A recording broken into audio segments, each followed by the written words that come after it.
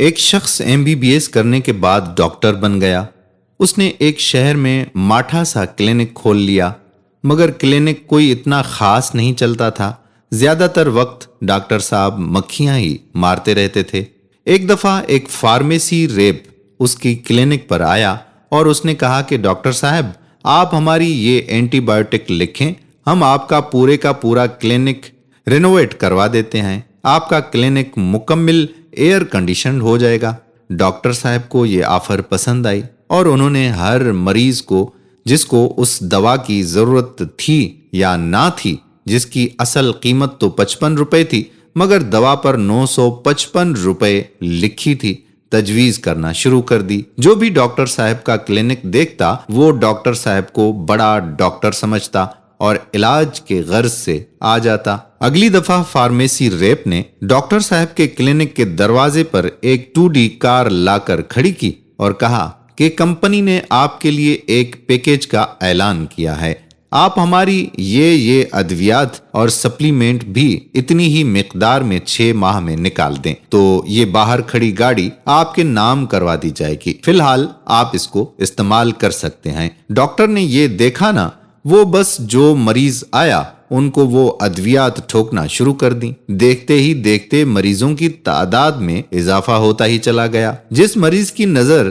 Doctor صاحب کی گاڑی پر پڑتی وہ ایک دفعہ دوائی لینے کلینک میں داخل ہو جاتا۔ علاقے میں ڈاکٹر صاحب ایک نیک صفت انسان بھی مشہور ہو گئے، کیونکہ بالکل کم ڈاکٹری فیس میں مریض چیک کرنا، کچھ پیسے سب کے سامنے جمعے والے دن مسجد میں دے دینے اور کسی غریب مریض کو اپنی فیس معاف کر دینے سے لوگوں نے ان کی تعریفیں کرنا شروع کر دیں۔ اب مختلف فارمیسیز نے ان سے رابطہ کرنا شروع کر لیا، کوئی ان کو ملیشیا، کوئی انڈونیشیا، کوئی ہانگ کانگ اور دیگر ملکوں کے ٹور کرواتا۔ فیملی کے ساتھ بھوربن 5 اسٹار ہوٹل میں مفت قیام اور وارے نیارے ہو گئے، جس کو دیکھ کر لوگ اور زیادہ متاثر ہوتے۔ اسٹاف مریضوں کو بتاتا کہ ڈاکٹر صاحب امریکہ ایک ہفتے کا کورس کرنے گئے ہوئے ہیں۔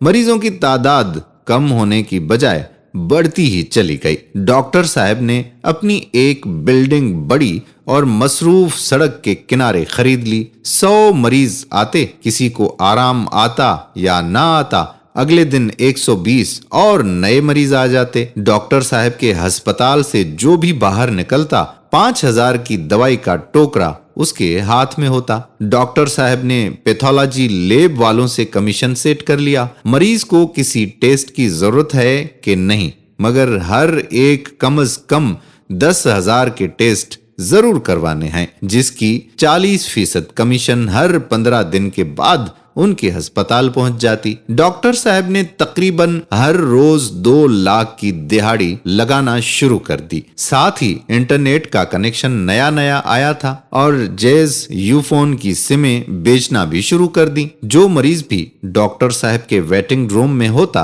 ان کو ان کا اسٹاف سمیں خریدنے کی آفر بھی لگا دیتا۔ ڈاکٹر صاحب نے باہر اسٹور والے سے بات کر کے اپنی کچھ پروڈکٹ بنوا لی اور اس اسٹور پر رکھوا دی۔ ایک دوا اگر 100 کی ملٹی نیشنل کمپنی کی ملتی تھی تو انہوں نے اپنی بنوائی ہوئی دوائی 1500 روپے والی لکھوانا شروع کر دی، جو صرف انہی کے اسٹور پر ہی دستیاب ہوتی تھی۔ مریض یہی سمجھتا کہ ڈاکٹر صاحب نے تو اپنی صرف 100 روپیہ فیس ہی وصول کی ہے۔ جب کاروبار اور پیسہ مزید بڑھا تو ڈاکٹر صاحب نے ریئل اسٹیٹ میں بھی پیسہ انویسٹ کر دیا۔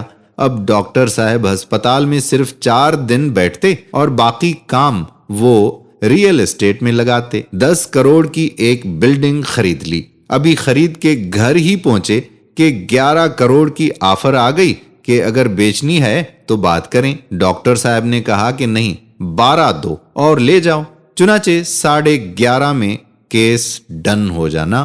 مریضوں کو ڈاکٹر صاحب نے کمیشن پر دوسرے بڑے ڈاکٹروں کو ریفر کرنا شروع کر دیا۔ پہلے خود پیسے جھاڑے، پھر جب سب کچھ نچڑ گیا تو پھر ایک اور بڑے ڈاکٹر کی تعریفیں کر کے उसे रेफर कर दिया। ऑपरेशन के 30% कमीशन पर 10 या 15 मरीजों को रेफर करना आम सी बात बन गई। फिर अपना एक छोटा सा ऑपरेशन थिएटर रूम बना लिया। एक दफा राकिम को भी उस डॉक्टर से मिलने का इत्तेफाक हुआ।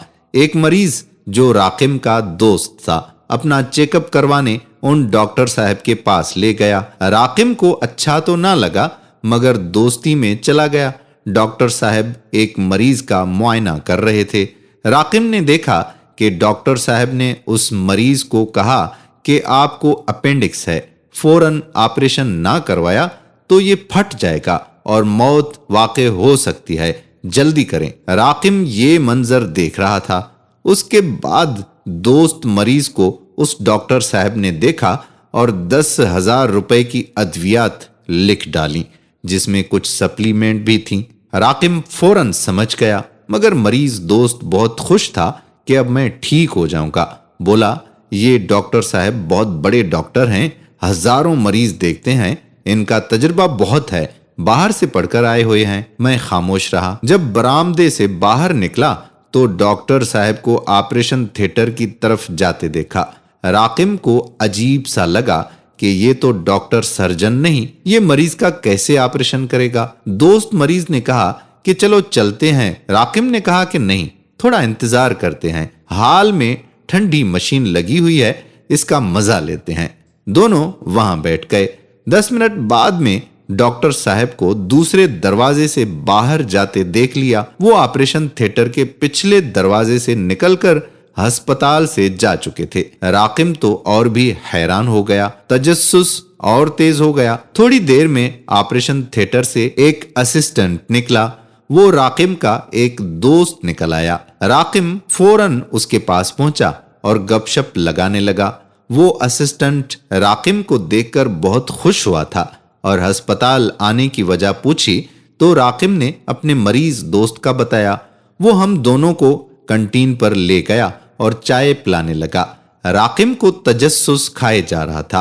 आखिर राकिम ने अपने असिस्टेंट दोस्त, जो कि वो उस अस्पताल में बतौर ओटी टेक्नीशियन काम कर रहा था, किसी तरीके से पूछा कि यार ये डॉक्टर खुद तो चला गया है, ये ऑपरेशन किसने किया है। वो थोड़ा सा हंसा और कहा कि मैंने। राकिम ने फिर पूछा, तुम ये कैसे कर सकते हो। वो बोला, मैंने भी कब किया है, डॉक्टर साहब ने उसे हल्का सा एनेस्थेसिया दिया है। मुझे उसने कहा कि इसके पेट पर हल्का सा ब्लेड मारकर बस स्टिच कर दो, मगर मरीज को ऑपरेशन थिएटर से 1 घंटे के बाद निकालना। अब ये मरीज 3 दिन हमारे पास रहेगा और डॉक्टर ने इससे 2 लाख रुपए लेने हैं। उस मरीज को अपेंडिक्स नहीं था, बस एक आध फ्लोजिन इंजेक्शन से ये बिल्कुल ठीक हो जाएगा। राकिम ये सुनकर बहुत ही हैरान और परेशान हुआ। दोस्तों, ये स्टोरी तो आपने सुन ली। अब मेरा आपसे ये सवाल है कि क्या वो डॉक्टर छोटा डॉक्टर है या बड़ा डॉक्टर है? आप इस डॉक्टर के अमल को कैसे देखते हैं? नीचे कमेंट बॉक्स में अपनी राय जरूर तहरीर कीजिएगा।